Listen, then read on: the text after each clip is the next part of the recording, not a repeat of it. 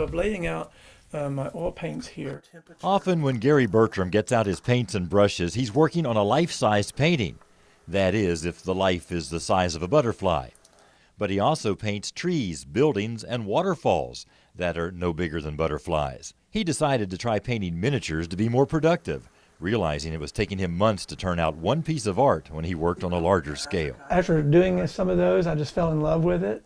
And so I've been doing it for about the last 5 or 6 years and haven't stopped.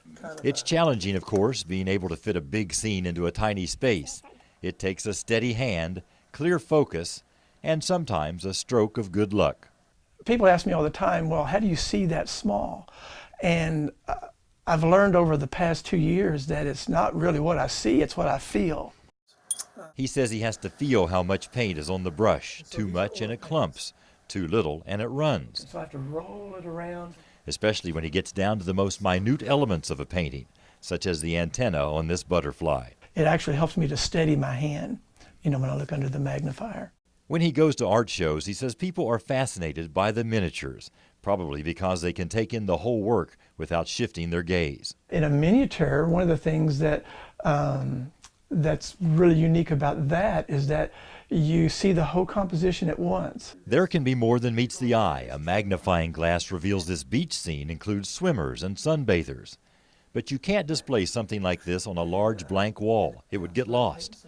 Gary says many people display them with easels on their desk or mantles. If they do hang them, a lot of times my patrons will buy groupings, and sometimes they'll buy them in sets of 2s or 3s or 4s.